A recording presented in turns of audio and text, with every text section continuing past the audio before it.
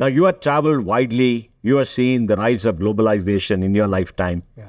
You have met many global leaders. Today, we are at a time when there is a shift of economic power from the OECD to the emerging markets. Yeah. We've seen the rise of China as a major economic power.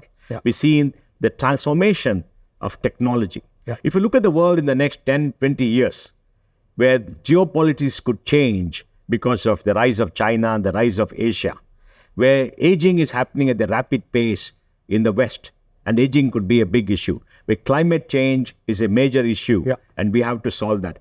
How do you see the next 10, 15, 20 years for the planet? We know What do you see the major factors that we have to what I would do, Mohan, you and I have done it at Infosys.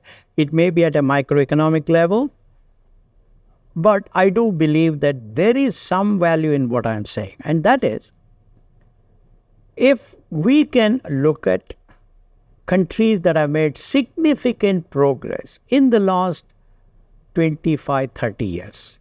Why I'm saying 25, 30 years, the reason is then they would have gone through some ups and downs. Yes. They would have gone through some difficulties.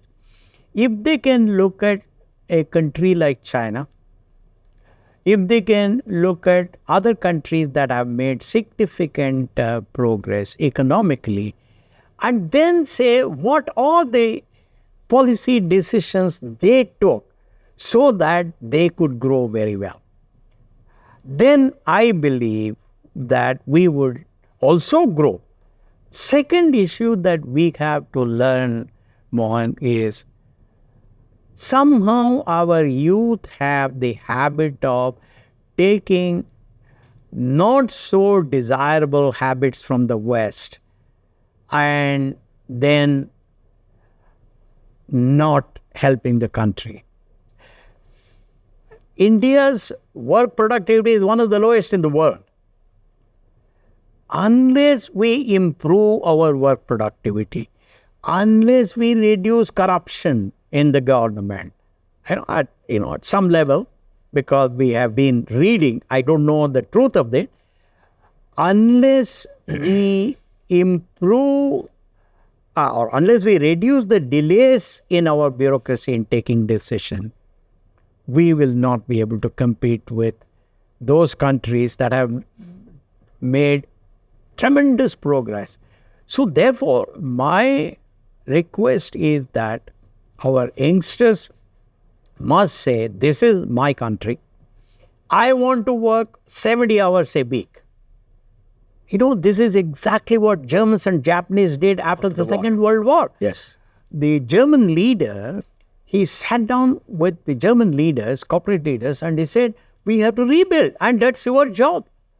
And they made sure that every German worked extra hours for a certain number of years. So I hope our leaders too will be able to, when I say leaders, corporate leaders too will be able to address our youngsters and say, for the first time, India has received certain respect.